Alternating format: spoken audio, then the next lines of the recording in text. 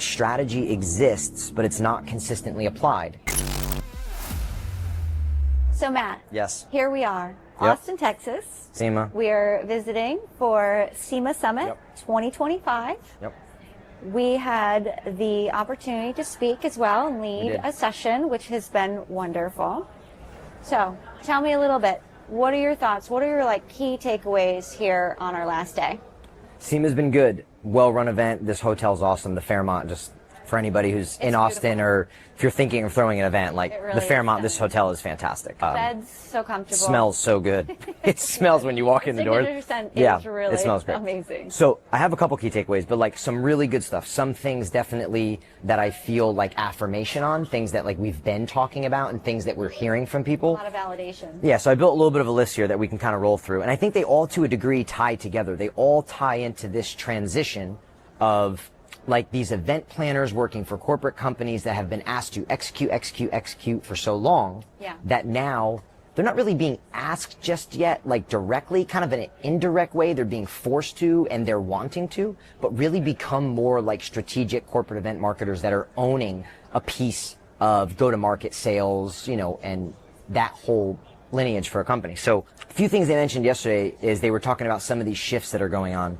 One of the shifts I thought was great was the importance of event portfolio design and new success metrics. What I see here is a third thing that they talked about separately, not with those, was kind of this trend of seeing people go to less shows, but more strategy. So it's kind of like this less is more idea. More intentional about how they show up. Yes. Yeah. And I think it's this idea where a lot of companies, their programs have expanded. A lot of companies, they're going to too many events with not enough strategy, with not enough intention, with not enough results, which is really more of a cost of doing business, like we talked about, right? Trade shows and events are sales and marketing channel, not cost of doing business. And I think new success metrics is interesting in that space because the conversation I'm hearing around that is how the events play a part in pipeline, and how events play a part, customer relationship building, those touch points. The retention. Yeah, so you hear people having conversations of leads are important and all those basics things that people track, and but they're starting to think about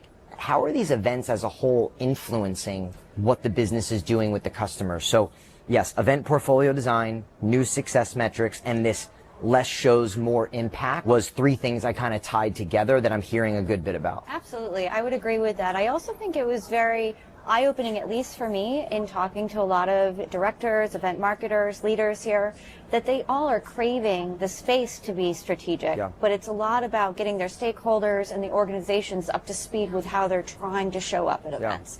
So it's a lot more of a streamlined approach versus departments and regions being kind of siloed out, individuals having their different, roles, and nobody's really talking, one hand's not talking to the other. But now trying to streamline that, they're craving that unity, that intentionality of how they show up and make it more of a proven metric, right? So one thing that was on one of the slides from the keynote yesterday from Oscar from MCI that I really liked was this idea that strategy exists, but it's not consistently applied, which is obviously what we've talked about for so long. And it is not consistently applied. No, it's not. So I think that ties into a few things. One, another thing that came up was talking about the future for corporate event marketers, the term soft skills. Yes. Soft skills we've talked about. Yes, I know. Hard skills is the planning. Hard skills is all the things that they've done, the execution, the knowing the venues and understanding the contracts and knowing, things that you need to really cross off and get done. The soft skills is the EQ stuff. The soft skills is the business leader stuff. The soft skills is understanding your customer's journey, the way they come into the pipeline, the way they get closed, how events influence it. So strategy exists but not consistently applied. So I thought about this because I really liked it because you're wow, it's so true. And what I thought was a lot of the really good corporate event marketers, some of our clients, people we talk to on this podcast, they all want to do it.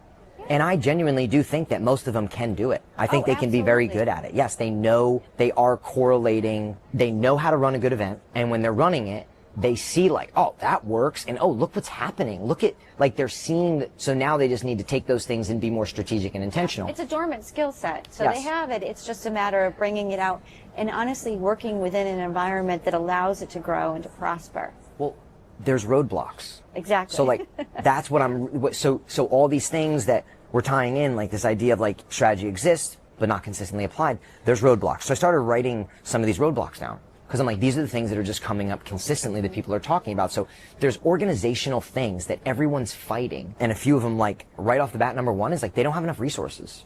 They don't have enough staff. They themselves are asked to do too much. Yeah. So like, when you need to own a strategy and you need to own results and you need to be that critical thinker, it's tough when you're doing too much day-to-day work. It's that simple. I mean, this is something, I know you're laughing because it just comes up. It's so common, yes. It's a painful point, yeah. Every conversation that we've had that links into post-show or links into ROI or links into measurables, links into result, anything that goes to after and even during a little bit. Event marketers are frustrated with sales. They're frustrated with the way they show up, the way they follow up, their lack of cooperation, their lack of just like being on the program, right? Yes. So there's a roadblock. It's not only a roadblock, it's like a huge revenue loss, right? Yes. It's a big gap where revenue is just falling through the cracks completely. I think another roadblock is essentially this concept of the budget is spread too thin to too many shows and not enough budget is able to go to doing the things to be strategic. Now, sometimes there's a lot of things you can do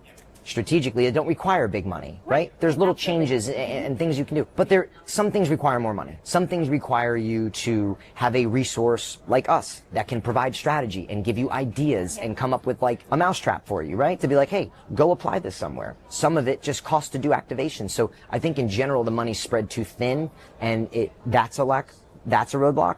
Another roadblock is the one we were talking about. I've talked with a couple people just to gain their thoughts, but it's like where events sit in the corporate hierarchy. It's in the structure. Of course, it's under marketing. Of course, it rolls completely up to the CMO. But like for the most part, like CMOs are not concerned with the event program. And then the highest level event marketer that owns it, they're not. They're doing it all, and so they can't work on the business. They're working in the business. Yes, yeah. And then it sits in this weird place where sometimes they're reporting to like these different business units, or they're reporting to a VP of marketing that is doing like it just doesn't have this where it sits. The best way to describe it is where it sits in the company organizational chart, and from a priority standpoint, doesn't match up the spend, and it doesn't match up the power of that you're getting in person with prospects and customers. Sure. Yeah. And we've talked a little bit about this. I always think, I always imagine if marketing is on its own and it's not unified with sales, that's where events can really struggle. But when marketing and sales really is a much more unified approach, it's so much easier to execute events because the marketing, the campaigns, everything that's going into how you're showing up, how you're promoting where you're showing up, and what the experience looks like for your audience. It's a lot easier to then pass those leads on and have the buy-in and have this like cross-department unification, right? So that when sales picks up and is on the floor and they're talking the same language and they're putting stuff into the CRMs and they're following up on leads quickly, that really leads to a lot more success. But it's just harder said than harder done than said. It's with you saying that so I was just right while you were talking, it makes me think of what you've talked about a lot and what we've been talking to people about is the attribution. Yes. So when you bring up the word attribution, everyone's like, oh shit, like just because everybody wants credit for the lead. Think about one of the women in our class was asking yesterday, was talking about sales, and they don't want the event to get the credit, so they're unwilling to play ball with what the strategy is to get people there because they think they're going to get listed as a lead source for an event and it affects how they get paid. Like it's very competitive, right? And it's a push and pull. But when you start to see it as more of a journey of the relationship and the touch points that happen along the relationship timeline, it's a team effort where everyone's trying to have meaningful touch points within a record, a client, a company, whether you're doing ABM or whether you're, driving leads in, whatever it is, it's a very specific timeline that you want to build out, the lifeline of the relationship, as I like to call it. Understand attribution, the importance of it, but it's like things have been like over attributed, right? Yeah. So that again goes back to the organizational like hierarchy structure, the way things are done. And yes, like there is a trend showing that sales and marketing need to be just like this unified thing where they're all trying to accomplish the same thing. Because at the end of the day, you're trying to get new customers, keep current customers, drive revenue. We're all trying to do the same thing. Yes, everyone's doing a small part in the same. As Mackenzie said in our session yesterday, it is a business event. It's not a marketing event. It's a business right? event, yeah. It's absolutely a business event. Whatever you're doing, it's meant to drive buying, and everybody needs to be on board and to do that. And there's going to be accountability, there's going to be a plan, there's going to be scripts. Yeah. Everybody knows what they're doing. Everybody knows what happens afterwards, and there's tracking and accountability at the end of the day, and I think that's really key too. Events are driving business objectives. Right. So there's almost like, even if you don't have a strategy and things like that, but when you're saying, okay, why are we sponsoring this event? Or why are we doing this? They're all things that are driving an objective of the business that's important to it, right? But it doesn't happen overnight either. It takes time to, getting your stakeholders involved, getting the organization structured enough to really make a place for events, to make that impact that you want to make. So I think that's really important too. What are other things that really surprised you about being here?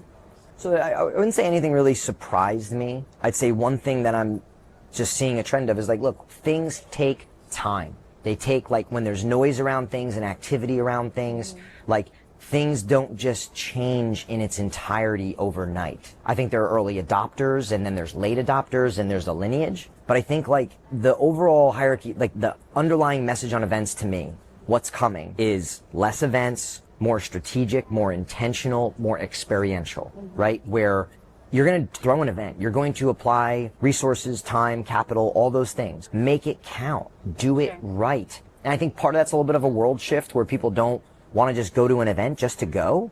They want to be wowed. They want to be surprised and delighted. And so I think there is a shift there. I think from event marketers to producers to all sides of the business, that people that are responsible for the experience, the good companies and the good event marketers, this is what they're talking about. Sure. Some of the old dogs and some of the people not thinking about it are not. They're just doing what they've always done. And I think those old playbooks and those old ways of doing things, they're stale, but it will take time. So just my advice to anybody would be, get on the train now, because it's all I've heard. It's the only thing I've You got to get ready. You've got to start thinking. Short of people complaining about cost, it is all I've heard. So I do think, and I'm seeing it more in events. I'm seeing it more in just my network, exhibits I see, activations I see, flagship events, dinners that people throw, everything is getting more curated. Sure. Which I think is a great thing. So it's coming. So I would, if you're a corporate event marketer, right, and you're listening to this, or an event planner, I would say, make sure you have good partners. Make sure you have partners that get this. Make sure you don't have order takers. Right? And then if you're the doers, the checking off the boxers. If you're a producer, if you're a partner, if you're like us, be starting to think how you can provide more value strategically or result oriented or idea or wowing your client further so you can help them get that. Because that's the direction it's going. I love that. So it reminded me of a conversation that I had the other night with a creative lead, and shout out to Jillian.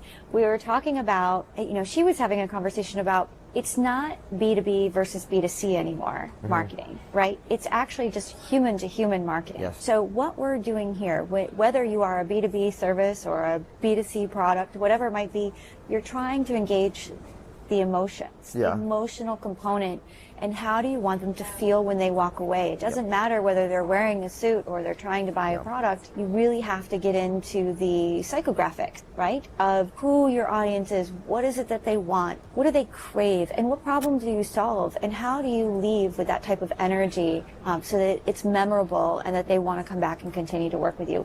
And it's so much more personable, and I know I keep using the word intentional, but you're not just let me have a trade show booth that looks really cool and you spend $200,000 on it, but what's the purpose of it? I mean, intentional, curated, strategic, I think all those words they shouldn't be buzzwords, they're not. But when you dive into them, okay, so when I think curated, I think understanding your audience and curating everything to them. I used the example the other day in our session. Our audience is high-level, decision-making corporate event marketers. So if we're going to throw an event for one of them, which we do, we're not going to give away cheap, shitty swag. Yep. Why? Because from a curated standpoint, who they are, what they do, what they've seen, where they've been, and what they crave, they've bought all the swag. They've seen all the swag. They understand the sustainability factor. They understand all of those things. So giving them that would just be tone deaf. So it's not curated. But what is curated is something that meets them where they are at, right? And something that's different. And then I think being intentional. When I think about being intentional, using these phrases, because we're throwing them around, so you might as well describe them. Being intentional to me is defining an objective that you're going to do and then planning around it. If you want to run, if you know that you run 200 demos and that you're going to get 50 meetings off those demos and you're going to get 10 jobs in pipeline from those 50 meetings, well then you like intentionally and strategically have to find a way to set those demos and run those demos. The intentional aspect is like, okay, let's not just wing it and say like, oh, let's get someone to this demo. Well, what does that demo look like? When they get there, what's the conversation look like? Are you using your laptop? Are you using a touch screen? Yes. Do you? And what is the conversation flow? Are there different conversation flows based off of the needs and what you're offering? Absolutely. And that's just a simple example of like a demo, but like, you know, and then strategy and being strategic is more to me like the overarching. What are we trying to accomplish, and are we set up for success, or are we just? How is this going to? Or are we just rolling in? How is this going to actually help us hit the goals that we're trying to make? Yes. I think something else that was really, really,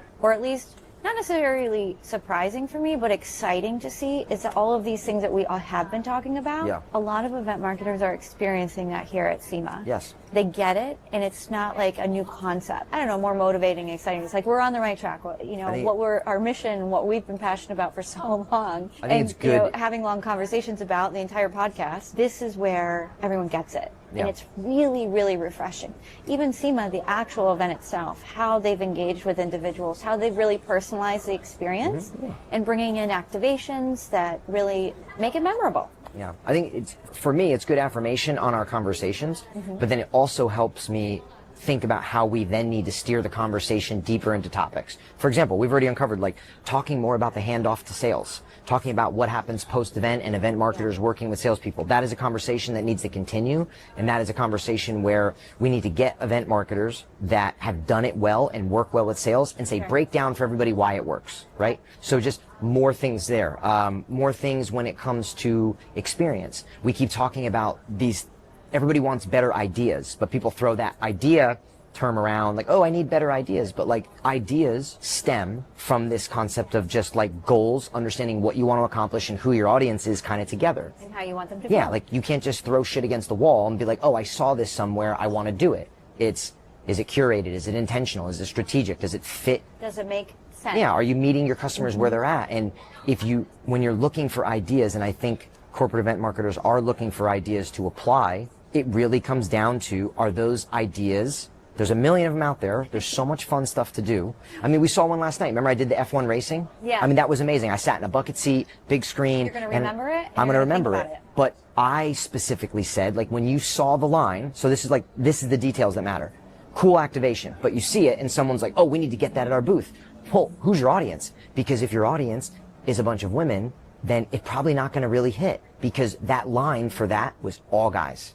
It was guys. It just was. And there's nothing wrong with that. It's just, that's what you mean by curated, right? Whereas a good example, ESG and Greg and them did a great job with an activation here. And a lot of their greenhouse with the jellies, what do they call it? I still don't know. They're jelly cats. So jelly cats. The but concept there's women lining up for it. Event marketers, they can't take care of plants. They can't keep them lying because they're traveling. So they brought cool in some activation. jelly They did a good cats. job. They did a lot of really great pre-marketing around it, and that's like there's an intentionality about it. And then you scan it, and then there's some philanthropy around it. So it's less swag. It's not like you're going and bringing home a jelly cat. I mean, you can enter to win, but you're actually giving back. They're doing the carbon offset. So there's purpose behind it, and I think that's powerful. And my point behind it is that think about the audience. Right. So like, I've not run into a guy that knows what that is. I've just not. It's true, yeah. So it's like, and there's nothing wrong with saying that. It's just when you have different men, women, older, younger, these demographics, or even just things of like who your clients are. Are they engineers? Are they salespeople? Are they executives? These people are all different. Everyone's uniquely different. But they did a really good job in finding balance to serve both. Sure. I'm just saying, like, those things need to be, that's the example of like, you see that F1 racing thing and like, people will be like, oh, I need to put that in my booth, or I need to put that at my event. It's cool because you like it. I would ask, do you? That your audience likes it. I would say, do you? Yeah. If you're, it's gonna depend. Like, if your audience is a bunch of like predominantly male, whatever, VP of sales or whatever the role is, it might hit. There's a really good chance it hits. Try not to make assumptions as much as possible, though, I think is key there. And, like, surveying multiple people. Don't just have one person say, oh yeah, I love it, and then take their word for it. Not to say that that's always going to be wrong, but that's kind of like throwing stuff to the wall to see what sticks, and it's not always really cost effective, I think. Agree. Any other key takeaways, things that you think right now event marketers need to be focused on in terms of skill sets, what they're doing, where they're going, especially as we're rounding out fall and our busy fall season? How are they planning for next year? What do they need to prioritize? I think most of them know how to plan. They understand, but I think two things come to mind. One is the concept of like portfolio. Get ahead, start looking at your portfolio and saying like, do all of these events serve us? Because the next thing I would tie it to is like that business acumen, that next level up where like you're in a meeting and you're asking about, you're talking more about why we're there, the results we want to drive, how is this helping business objectives, what are the outcomes we want, is everyone aligned? Those conversations are soft skill conversations. And I think when you do that, people sit up taller, right? When they're around, you're like, oh shit, like, you know what you're talking about. Because when you're focused on driving results and not just executing something, it changes. So kind of tying those together where I think the portfolio planning is a piece of that. Can you go and say, hey, look, I've looked at our portfolio and like, there's just, I got this. Should we be here or yes, not? I'm evaluating it and I'm saying, do we need to spend this? Sure. Because then they know your wheels are turning where you're viewing the money as an investment and not as a cost. Good takeaways. Absolutely. I also, we had an opportunity to talk about our event success framework, and I think utilizing tools, who's doing what, and how are you applying those tools to your job, I think is really important as well. Yeah, it was fun. Yeah. CEMA 25. We'll see you next year. Yep.